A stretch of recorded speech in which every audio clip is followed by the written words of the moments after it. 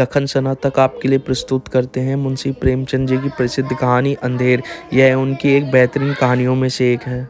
नाग पंचमी आई, साठे के जिंदा दिल नौजवानों ने रंग बिरंगे जांघिए बनवाए। अखाड़े में ढोल की मर्दना सदाई गूंजने लगी।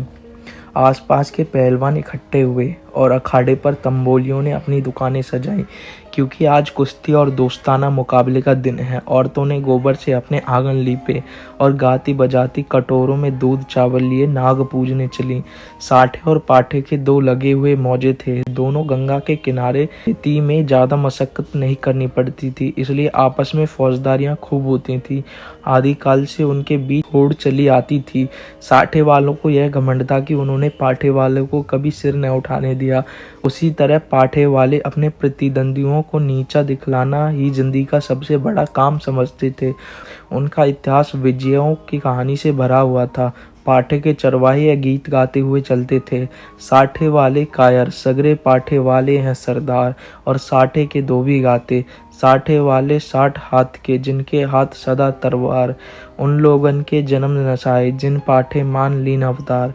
कर्ज आपसी होड़ का यह जोश बच्चों में माँ दूध के साथ दाखिल होता था, और उसके प्रदर्शन का सबसे अच्छा और ऐतिहासिक मौका यही नागपंचमी का दिन था।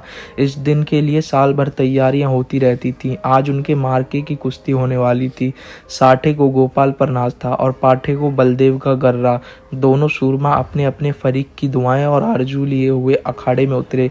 तमाशियों पर चुंबक का सा असर हुआ। मौजे के चौकीदारों ने लठ और डंडों का यह जमघट देखा और मर्दों की अंगारों की तरह लाल आंखें तो पिछले अनुभव के आधार पर बेपता हो गए। इधर अखाड़े में दांव पेच होते रहे।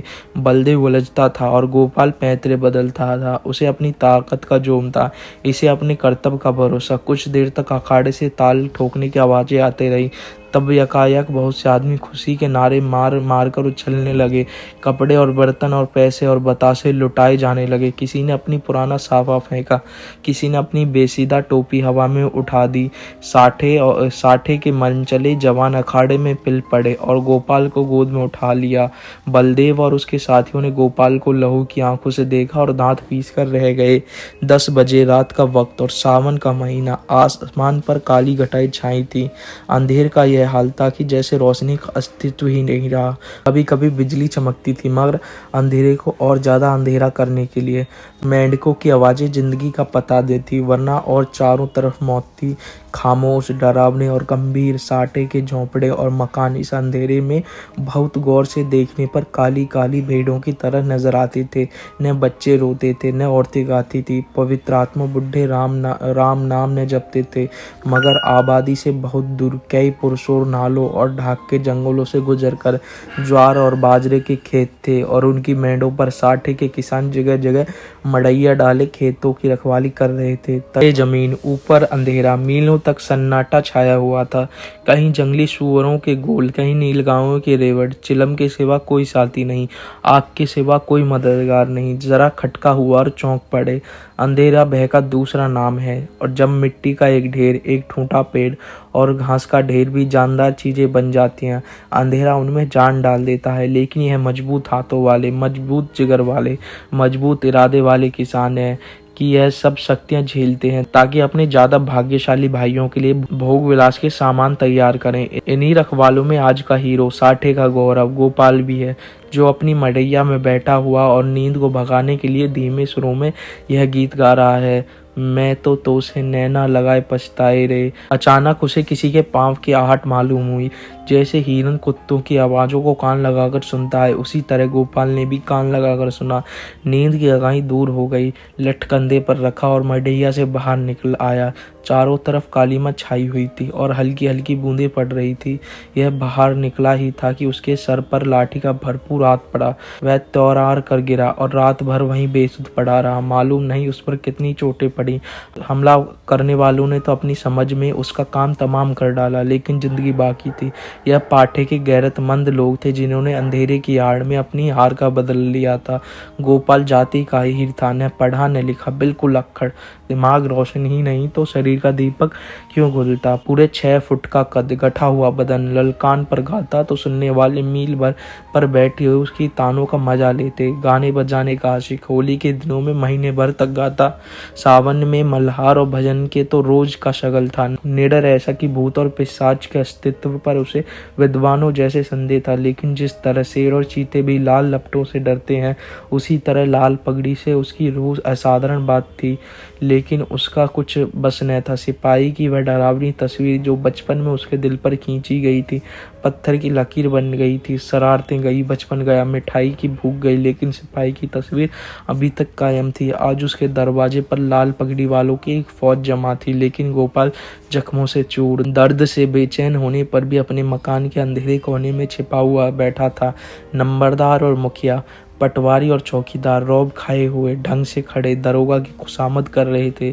कहीं अहीर की फरियाद सुनाई देती थी, कहीं मोदी रोना धोना, कहीं तेली की चीख पुकार, कहीं कमाई की आंखों से लहू जारी। कलवार खड़ा अपनी किस्मत को रो रहा था। फोहस और गंदी बातों की गरम बाजारी थी। दरोगा जी निहायत कारगुजार अफसर थे। गालियों में बात करते थे। सुबह को चारपाई से उठते ही गालियों का वजीफा पढ़ते थे। मेहतर ने आकर फरियाद की, हुजूर अंडे नहीं हैं। दरोगा जी हंटर लेकर दौड़े और उस गरीब का भुरकुस निकाल दिया। सारे गांव में हलचल पड़ी हुई थी।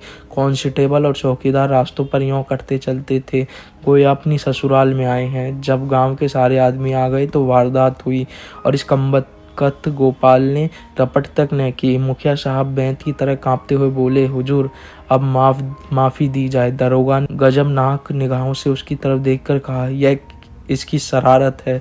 दुनिया जानती है कि जुर्म को छुपाना जुर्म करने के बराबर है। मैं इस बदकाश को इसका मजा चखा दूंगा। वह अपनी ताकत के जोम में भूला हुआ है और कोई बात नहीं। लातों के भूत बातों से नहीं मानते। मुखिया साहब ने सिर झुकाकर कहा, हुजूर अब माफ़ी दी जाए। दरोगा जी की त्वरियां चढ़ गईं और झुंझलाकर बोले, अरे हुजूर के बच्चे, कुछ सठिया तो नहीं गया है? अगर इसी तरह माफ़ी देनी होती तो मुझे क्या कुत्ते ने काटा है कि यहाँ तक दौड़ा आता? न कोई मामला न मामले की बात, बस माफ़ी की रट लगा रखी है। मुझे ज़्यादा फुर्सत नहीं है, नमाज पढ़ता हूँ। तब तक तुम अपना सलाह मशविरा कर लो और मुझे हंसी खुशी रुखसत करो, वरना गौस खां को जानते हो, उसका मारा पानी भी नहीं मांगता। दरोगा तकवे व तहारत के बड़े पाबंद थे। 5 वक्त की नमाज पढ़ते और 30 रोजे रखते। ईदों में धूमधाम से कुर्बानियाँ होती। इससे अच्छा आचरण किसी आदमी में और क्या हो सकता है। मुखिया साहब दबे पांव गुपचुप ढंग से गौरा के पास गए और बोले, यह दरोगा बड़ा काफिर है। 50 से नीचे तो बात ही नहीं करता। अव्वल दर्जे का थानेदार है। मैंने बहुत कहा, हुजूर गरीब आदमी है, घर में कुछ सुविधा नहीं है, मगर वह एक नहीं सुनता। गौरा ने घूंघट में मुंह छिपाकर कहा, दादा उनकी जान बच जाए, कोई तरह की आँच न आए। रुपए पैसे की कौन बात है, इसी दिन के लिए तो कमाया जाता है। गोपाल खाट पर पड़ा सब बातें सुन रहा था। अब उससे रहा न गया। लकड़ी गांठ ही पर टूटती है। जो गुनाह किया ही नहीं वह दबता है, मगर कुचला नहीं जा सकता। वह जोश से उठ बैठा और बोला, 50 रुपये की कौन कहे, मैं 50 कौड़िया भी न दूंगा। कोई गदर है, मैंने कसूर क्या किया है? मुखिया का चेहरा फक हो गया। बड़प्पन के स्वर में बोला, धीरे बोलो, कहीं सुन ले तो गजब हो जाए। लेकिन गोपाल बेफरा हुआ था। अकड़ कर बोला, मैं एक कोड़ी भी न दूंगा, देखे कौन मेरी फांसी लगा देता है। गौरा ने बहलाने के स्वर में कहा, अच्छा जब मैं तुमसे रुपए मांगू तो मत देना। यह कहकर गौरा ने, जो इस वक्त लौंडी की बजाय रानी बनी हुई थी, छप्पर के एक कोने में से रुपयों की एक पोटली निकाली और मुखिया के हाथ में रख दी। गोपाल दांत पीस कर उठा, लेकिन मुखिया साहब फौरन से पहले सरक गए। दरोगा जी ने गोपाल की बातें सुन ली थी और दुआ कर रहे थे कि ए खुदा इस मरदूद के दिल को पलट। इतने में मुखिया ने बाहर आकर 25 रुपए की पोटली दिखाई।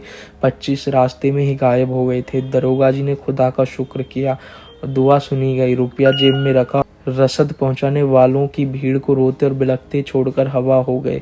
मोदी का गला घुट गया। कसाई के गले पर छुरी फिर गई। तेली पिस गया। मुखिया साहब ने गोपाल की गर्दन पर एहसान रख कर गोया रसद के दाम गिरह से दिए। गांव में सुरख हो गया, प्रतिष्ठा बढ़ गई। इधर गोपाल ने गोरा की खूब खबर ली। गांव में रात भर यही चर्चा रही। गोपाल बहुत बचा और इसका सेहरा मुखिया के सिर था। बड़ी विपत्ति आई थी, वह टल गई। पितरों ने, दीवान हरदौल ने, नीम तले वाली देवी ने, तालाब के किनारे वाली सती ने गोपाल की रक्षा की। यह उन्हीं का प्रताप था। देवी की पूजा होनी जरूर थी। सत्यनारायण की कथा भी लाजमी हो गई। फिर सुबह हुई, लेकिन गोपाल के दरवाजे पर आज लाल पगड़ियों की बजाय लाल साड़ियों का जमघट था। गौरा आज देवी की पूजा करने जाती थी और गांव की औरतें उसका साथ देने आई थी। उसका घर सौंधी सौंधी मिट्टी की खुशबू से महक रहा था, जो खस और गुलाब से कम मोहक नहीं थी। औरतें सुहाने गीत गा रही थी, बच्चे खुश होकर दौड़ते थे। देवी के चबूतरे पर उसने मिट्टी का हाथी चढ़ाया, सती की मांग में सिंदूर डाला, दीवान साहब को बतासे और हलवा खिलाया। हनुमान जी को लड्डू से ज्यादा प्रेम है, उन्हें लड्डू चढ़ाए। तब गाती बजाती घर को आई और सत्यनारायण कथा की तैयारियां होने लगी। मालिन फूल के हार, केले की शाखें, बंदर वारे लाई, कुम्हार नई नई दिए और हांडियां दे गए। बारी हरे ढाक के पत्तल और दौने लग गया। कहार ने आकर मटकों में पानी भरा, बढ़ई ने आकर गोपाल और गौरा के लिए 2 नई नई पीढ़ियां बनाई। नाइन ने आंगन लिपा और चौक बनाए। दरवाजे पर बंधन वारे बंध गए, आंगन में केले की शाखें गड़ गई, पंडित जी के लिए सिंहासन सज गया। आपस के कामों की व्यवस्था खुद ब खुद अपने निश्चित दायरे पर चलने लगी। यही व्यवस्था संस्कृति है, जिसने देहात की जिंदगी को आडंबर की ओर से उदासीन बना रखा है। लेकिन अफसोस है कि अब ऊंच नीच की बेमतलब और बेहुदा कैदों ने इन आपसी कर्तव्यों को सौहार्द्र सहयोग के पद से हटाकर उन पर अपमान और नीचता का दाग लगा दिया है। शाम हुई, पंडित मोटे राम जी के कंधे पर झोली डाले, हाथ में शंख लिया और खड़ाओं पर खटपट करते गोपाल के घर आ पहुंचे। आंगन में टाट बिछा हुआ था। गांव के प्रतिष्ठित लोग कथा सुनने के लिए आ बैठे। घंटी बजी, शंख फूंका गया और कथा शुरू हुई। गोपाल भी गाढ़े की चादर ओढ़े एक कोने में फूंका गया और कथा शुरू हुई। गोपाल भी गाढ़े की चादर ओढ़े एक कोने में दीवार के सहारे बैठा हुआ था।